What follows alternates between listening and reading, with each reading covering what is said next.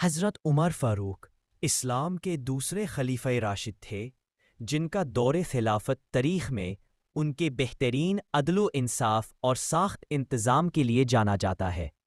ایک مرتبہ رات کے وقت خلیفہ وقت حضرت عمر راضیہ مدینہ کی گلیوں میں اکیلے گشت کر رہے تھے تاکہ وہ اپنی رعایا عوام کا حال جان سکیں۔ اس دوران انہوں نے ایک ایسے مکان کے پاس رک کر آواز سنی جہاں سے ایک عورت گانا گا رہی تھی اور ایک شخص اس کے پاس بیٹھا ہوا تھا۔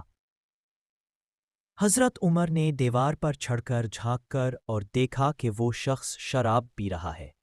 آپ نے انہیں اس گناہ کی حالت میں دیکھ کر فوراً ٹوکا اور فرمایا، اے اللہ کے دشمن، کیا تم یہ سمجھتے ہو کہ اللہ تمہاری پردہ پوشی کرے گا جبکہ تم خود اس کی نافرمانی کر رہے ہو؟ وہ شخص گھبرا گیا اور ادب سے بولا، اے امیر المومنین، ٹھیک ہے کہ میں نے ایک گناہ کیا، لیکن آپ نے ایک وقت میں 3 گناہ کیے ہیں۔ آپ نے جاسوسی کی ہے جبکہ اللہ تعالیٰ نے جاسوسی کرنے سے منع فرمایا ہے۔ سورہ حجرات آیت 12۔ آپ بلا اجازت میرے گھر میں داخل ہوئے ہیں جبکہ اللہ تعالیٰ نے گھر میں اجازت لیے بغیر داخل ہونے سے منع فرمایا ہے۔ سورہ نور آیت 27۔ آپ نے مجھے سلام کیے بغیر بات شروع کی جبکہ اللہ تعالیٰ نے فرمایا ہے کہ جب تم گھر میں داخل ہو تو سلام کرو۔ سورہ نور آیت 61۔ اس جوابی الزام کو سن کر حضرت عمر میں آنکھوں میں آنسو آ گئے۔ انہیں اپنی غلطی کا احساس ہوا۔ انہوں نے اس شخص سے فرمایا، تم ٹھیک کہتے ہو، میرے گناہ تمہارے گناہ سے بڑے ہیں۔ پھر انہوں نے اس شخص سے اجازت طلب کی کہ وہ نیچے اتر سکیں۔